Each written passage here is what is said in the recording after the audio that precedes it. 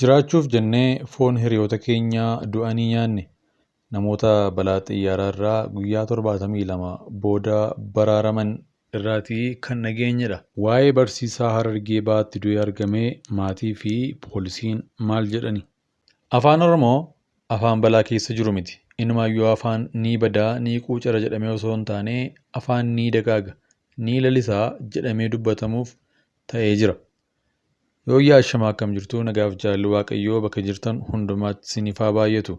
Kun YouTube chaalee Boonsaa Addisuu Guuteetii haaraa yoo taatan subscribe gochuudhaan maatii keenyatti dabalamaa.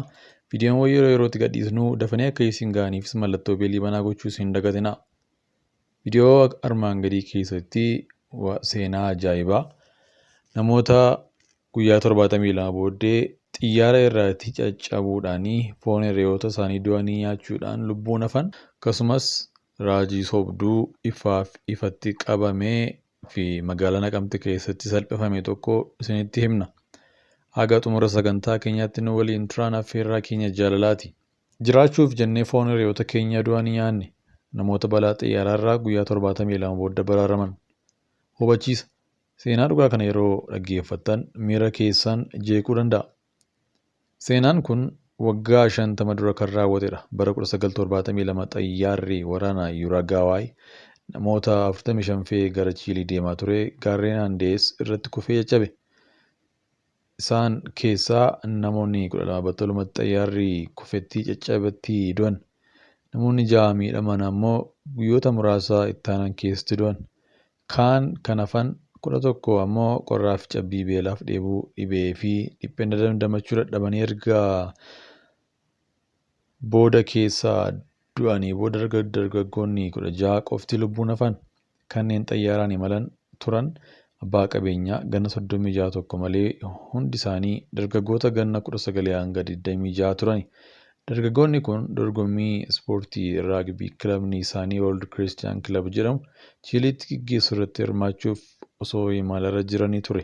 Xiyyaarri isaanii lafa namoo isaan qaqqabuu hin dandeenyeef gaarreen Andees kan cabbiin marfame kufee keessatti caccabani. Guyyoota 72f achi buuteen isaanii dhabamee gaarreen Andees ol ka'iinsa guddaa fi lafa cabbii marfame waan ta'eef namaaf birmatu argachuun haafuutii waan lubbuu qabu ijaan arguun abjuudha.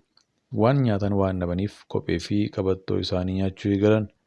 Lubbuun jiraachuuf carraan tokkichi isaan qaban foon hiriyoota isaanii du'anii nyaachuu fi yookaan akkasuma hiriyoota isaanii gaarreen keessatti soorra allaattii ta'udha. Roobertoo Kaanesaa namoota balaa xiyyaaraa kanarraa guyyaa 72 booda argamanii baraaraman keessaa tokko. Balaan xiyyaaraa sun akkamitti akka mudatee fi foon hiriyoota isaanii nyaachuu lubbuun turuuf murteessuun murtoo jabaa akkamii akka ta'e hima. Kitaaba I Had to Survive jedhu barreessee irrattis Roobertoon bara 1972 yeroo balaan xiyyaaraa mudatu sana barataa ogummaa fayyaa ture.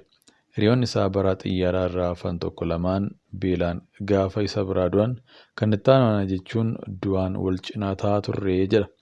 Gaarreen Andees cabbii fi hurriidhaan kan marfame xiyyaarri waraanaa Uraagaayin Air Force Flight 571 taphattoota raagbii fi namoota kaan fe'ee deemaa ture gaarreen kanarraa gaafa ga'u duumessa keessa ol ba'uuf imaltoonni akka qabattoo isaanii hidhatan itti himama. Keessummeessitoota keessaa tokko dhuftee amma gaarreenitti dhiyaannee jirraa duumessa keessa ol ba'uuf waan jennuuf qabattoo keessan hidhadhaa nuun jette. Duumessaafuu homaa arguun hin danda'amu. Isheen kana jettes karaa foddaa yoo ala ilaallu tulluutti baay'ee dhiyaannee jirra. Xiyyaarri ol ba'uuf gaafa ka'u kallattiin tulluutti bu'e jechuun deemsi ollaa du'aa guyyaa 72 akkamitti akka eegale hima. Xiyyaarri erga caccabee booda battalatti kan du'anii Roobertoo fi hiriyoonni isaa biroo lubbuun hafan xiyyaaricha keessaa ba'an. Takka wallaalee lubbuun erga natti deebi'ee booda poolisii fi ambulaansiin amma dhufanii na baraaruu jedheen yaada.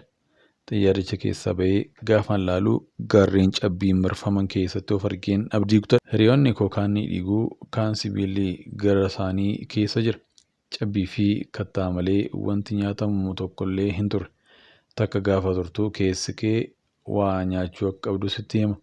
jedhu jechuudhaanii jalqaba irratti kopheef qabattoo ofii nyaachuu akka eegalanii ibsa. Mootummaan biyyattii xayyaara caccabe kana barbaachaaf hojjettoota lubbuu baraaran bobbaasus haalli teessuma lafaa bakka isaan itti kufan rakkisaa ta'urraa kan ka'e argachuu hin dandeenye. Roobertoo fi hiriyoonni isaa har'aa boorii baraaramna jedhanii osoo eeganuu torban tokko ol ta'e. Hangumaa dhihee bari'uu warri lubbuun hafee jiraachuun isaanii gaaffii keessa galaa deeme.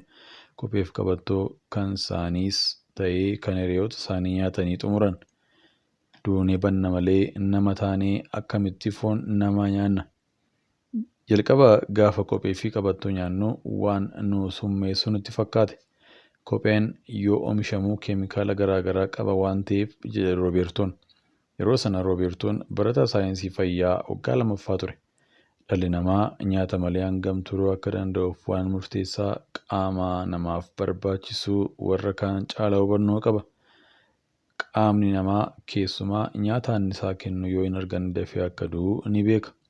Hiriyoota isaa keessaa tokko foon hiriyoota isaanii du'anii nyaachuu gaafa yaadu waan sammuun isaa sirriin hojjennetti fakkaate. Akka Roobertoon jedhutti jiraachuu foon hiriyoota isaanii nyaachuu du'anii nyaachuu malee isaanis hiriyoota isaaniitti dabaluun garaagarummaa guyyaa 2-3 buluu malee akka hin oolle bareechee hubatee jira. Hiriyoota keenya keessaa tokko akkamitti foon hiriyoota keenya nyaannaa? Nama taanee foon namaa nyaannaa kun ta'uu hin qabu jedhe. Barataa saayinsii fayyaa ta'uu isaatiin foon kutaa qaama namaa keessaa kamtu faatii fi kaarboohayidireetii akka qabu hubannoo isaa qaba waan ta'eef foon hiriyoota isaanii du'anii muree fiduun itti gaafatamummaan isaa kan Roobertoo ta'e. Anaaf yeroo baay'ee ulfaataa ture. Hiriyoota koo kanneen du'an fedhii isaanii osoo hin gaafatin waanan foon isaanii kuteef akkan waanan eenyummaa isaanii gudeedeetti natti dhaga'amee keessi koo na ceepha'ee jedha. Namoota lubbuun hafan guyyaa 72 booda baraaraman keessaa yeroo sana umuriin hunda caalaa dargaggeessa kan ture Carlitos Baez ture. Fiilmii seenaa namoota balaa xayyaaraa kanarraa hafan seenessuu Society of the Snow jedhu irratti hirmaatee jira. Namoonni hedduun fiilmicha ilaalan garaa maaliitiin foon namaa nyaattan kan jedhuuf ayyama nama du'ee osoo hin argatiin akkamitti qaama isaanii muran kan jedhan ture. Carlitos garuu yaada namoonni fiilmicha ilaalanii kennan baay'ee irraafamu. Yeroon konfiraansii garaagaraa irratti haasaa taasisuu osoos ta'e maal gootuu namni murtee nutti fudhannee kanaa hin fudhanne jira yoo jiraate harka baasu jedheen gaafadha. Kan harka baasu hin jiru jedha. Balaan xayyaarichaa qaqqabee guyyoota 10 osoo homaa hin nyaatin akka turaniif mootummaan illee barbaacha lubbuu baraaruu jibbaatee akka galee hima. Guyyaa 10 osoo hin nyaatiniif hin dhugin turuu fi hojjettootni lubbuu baraaruu abdii nu dhabanii abdii kutatanii dhiisuu ilaali. Mirga jiraachuu fi qe'eetti deebi'uu akka qabnu hundi keenya keessa keenyatti murteessineerra jechuun akkamitti foon hiriyoota du'anii nyaatanii lubbuun jiraachuuf akka murteessan ibsa.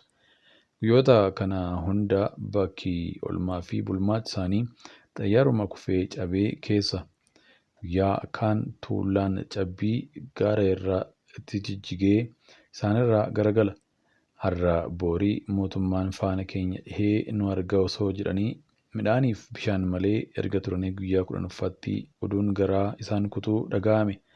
Guyyaa 10ffaatti raadiyoo xiqqoo qabannee jirru osoo dhaggeeffannuu mootummaan barbaacha lubbuu baraaruu adda kuteeraa kan jedhu dhageenye. Jechuun walii isaanii malee eenyuyyuu sana booda akka hin jirree akka galeef yaadata. Roobertoon foon hiriyoota isaanii du'anii nyaachuun ala filannoo biraa akka hin qabne hubatani. Yeroo foon nama du'ee nyaataa turree caalaa erga baraaramnee isa namni nuun jedhutu nu jeeqe. Dargaggoonni kun guyyaa foon hiriyoota isaanii nyaatanii guyyaa 72 akka turan oduun isaa turee dhaga'ame. Roobertoon akka jedhutti yeroo foon namaa nyaataa turan caalaa erga baraaramanii inni namni jedhuun akka isaan jeequu dubbata. Isin warra foon nama du'ee nyaatee lubbuun ooledhaa nuun jedhu. Garuu nuti yeroo bitachuu fi waqtii cabbii qorraa sana darbachuuf jennee kana murteessine jechuun ichi namaa kan yeroo sanaa malee isaanii isaan ceephee caalaa akka isaan rakkisaa ture dubbata. Yeroo jalqaba foon hiriyoota isaanii nyaatan namoonni baay'een dhuguma nuti namaa miira jedhu keessa galanii akka turanii fi yeroo baay'ee ulfaataa akka ta'e hima Roobertoon. Boodarra suutatti baraa dhufan.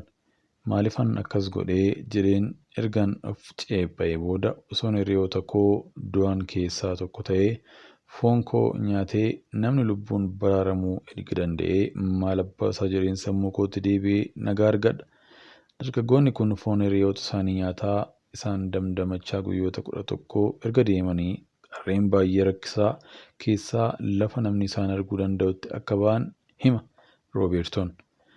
Namoota 16 keessaa namoonni 2 ofitti murteessanii kaan teenyee hundi keenya du'a eeggachuurra jedhanii tarii lafa namni arguu danda'utti yoo baanee jedhanii deemsa eegalani.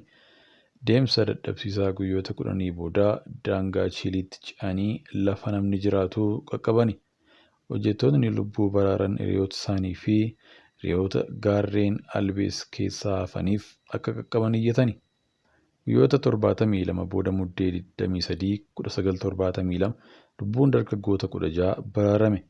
Helikoophitara nu baraaruuf dhufte ofirratti arguuf gaafan yaadadhu jireenya koo keessatti taate yeroo hundaa hin dagatamnettan fudhadha jedhe Kaarlitos Paayez. Dhumarratti erga hawaasatti makamanii hiriyoota isaanii du'an nyaatanii baraaramuun isaanii dhaga'ame.